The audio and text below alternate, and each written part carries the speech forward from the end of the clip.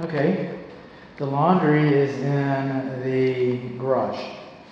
And that being said, if one is to park a car in here, then the clothes dryer and the clothes washer should be picked up 18 inches up off the lowest part of the garage floor, but 18 inches up off of the floor. The clothes dryer vent discharges too close to the air conditioning. It's 3-prong and it does work. We got a little bit of rust here. Our handles are not labeled hot and cold. This is the refrigerator line. How about that? You can see where this guy's been leaking. Alright, a little worse for wear. Not GFCI, and now wasn't required until today, but now even the clothes dryers, the high voltage clothes dryers, are supposed to be GFCI. Okay, the oven itself, it does have an anti-tip device. Okay, but we've got some open outlet boxes here and here, and then you can see the anti-tip device over there. This little oven, this range, this stove. Alright, it's a nice little model. We got bake, I did bake. We got broil, I've got broil, start. It also has a self-cleaning. Self-cleaning is beyond the scope of this inspection. The warming tray works, everything works basically like it's supposed to. I just had it sitting out. I mean, you just come over here and you go hi. I mean, it just like, you know, completely rocks it. Come on, don't make a liar out of me. Here we go, see? Woo! Doggy, okay. The microwave is only about an inch too close to the cooktop. But a lot of manufacturers, they have different measurements. Code says here to here 24 inches. Now, that being said, GE's listed, and then they might say that this is 35 inches, which is probably closer to 37. So all I know, you know, I'm just left. Texas Real Estate Commission they're not that particular about it actually. This door here just swings open on its own accord because it's not mounted flush. And the microwave works just fine. I cooked my handkerchief. Vent fan works. Oh, but we don't have filters. How about that? How about that? Doesn't hurt to look sometimes, bud. It doesn't hurt to look. Let's try that. Wow, that's embarrassing. I get embarrassed sometimes. The kitchen vent fan, not only was it mounted crooked, but the filters were missing. We got a dishwasher here. It's not exactly a spring chicken. It's not exactly new, but it's in pretty good shape. I wanted to talk about this though. You see, when this home was built, and they framed it out, and it was just a little baby in the builder's belly, they knew that all these boxes would be coming out, and gypsum board, and sheetrock, drywall, call it what you will, was going to come out so they were all mounted nice and flush. And then we came in here, we got this great idea. We put the splashback in here, see that little gap there? And this splashback, see how that sticks out a little bit? So when we come over here, look at this. See that gap? Alright, that compromises the fire blocking. You're supposed to put an extender in there.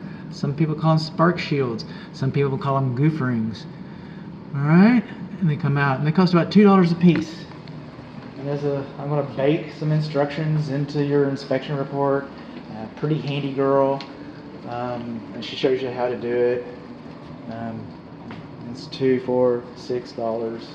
You're not going to get away with $6. They're going to charge you more. They're going to charge you sales tax and stuff. That's how they get you.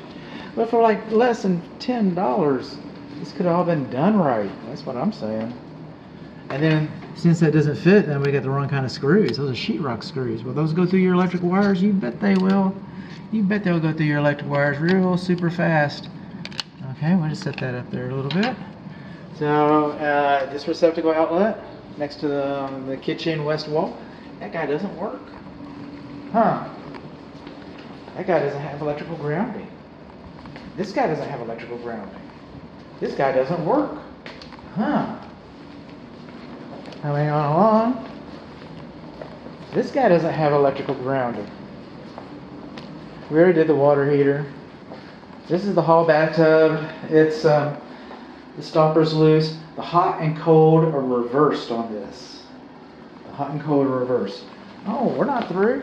I'm going to take a peek though. I don't want to cause any floods. We're looking good. All right.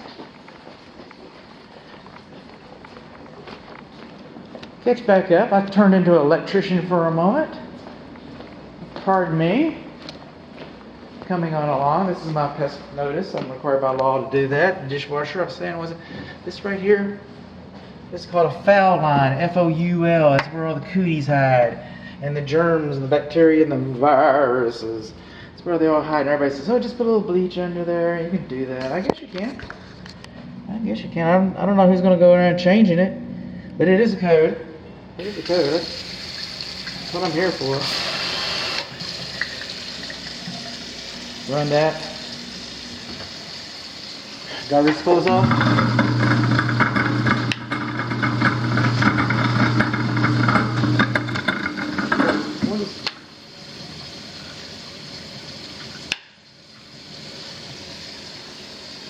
What is he supposed to be for? That's for the dishwasher? Well, I'll be darned. That would count as a disconnect. Was I going to say that you didn't have one? And that would count for GFCI. The food waste disposal does not have GFCI protection. And that's a fairly recent code. You're going to get some hot water here eventually. Come on, honey. Coming along here, it's a 1/3 horsepower garbage disposal. But look at the way those wires are hooked up. We don't have electrical grounding. We don't have any protection. It'd be nice to have GFCI on that puppy. That's all I know. This is the drip loop, the anti-siphon loop for your dishwasher. Is that going to work? You fill this up with dirty water, and that barometric pressure is pushing down here. You don't think that'll go up into your clean dishes? I do. And these flexible drain lines, that's something else. Is that a P-trap or what? Look at those.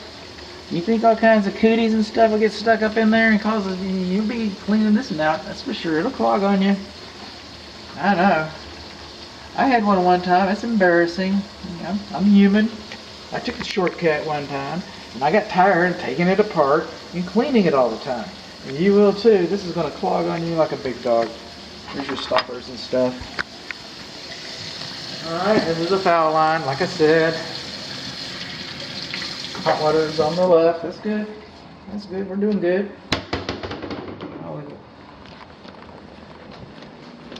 I'm so busy being an electrician, I forgot to be a plumber for the day. Everybody wants to do something else. Okay, so the stopper's loose. The hot and cold are reversed on this guy. And that's what took me back into the kitchen. We're missing discussion plates. Alright? And look at that. That's another flexible connector. And the way that one is, I thought, because they make these ones that are actually approved. They do. They're smooth on the inside. And I'll admit I took that loose and looked down in there and it was horrible because it wasn't smooth. It was full of all kinds of mean, nasty, ugly stuff. I did. A discussion plate missing from the hall bathroom commode. Let's do that. All discussion plates missing from underneath the hall bathroom lavatory. Discussion plate missing from the hall bathroom commode. See, that one's got a discussion plate. We got some water going in here. I got a method to my madness. Pots on the left, holes on the right. Stoppers are working. These vent fans, they vent into the attic. They don't vent outside. It's another flexible drain. And we're missing all of our discussion plates. There we go. Missing all of our discussion plates under the parent bathroom lavatory. Alright, the GFCI works. Now, bathrooms, they don't have to have vents if they got windows. And bathrooms are not required to have air conditioning vents. Where am I going with that? Well, I'm going to turn this off. That's where I'm going. I'm going to yank you around a little bit. I'm a yanker. I'm a yanker around type of guy.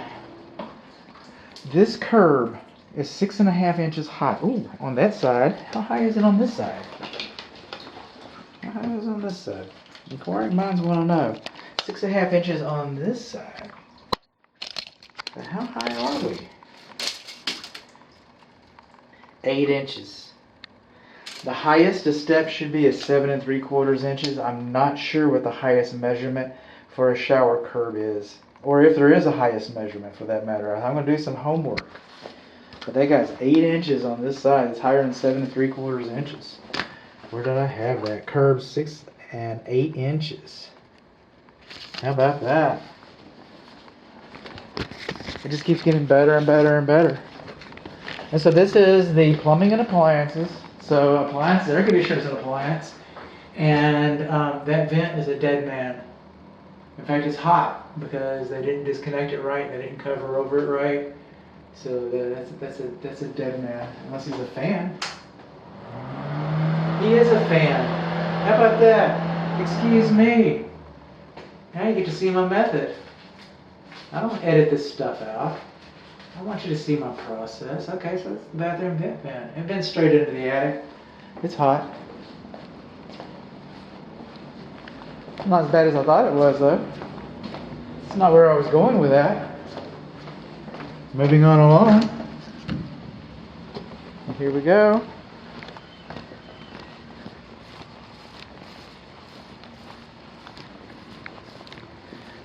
Sewer clean outs.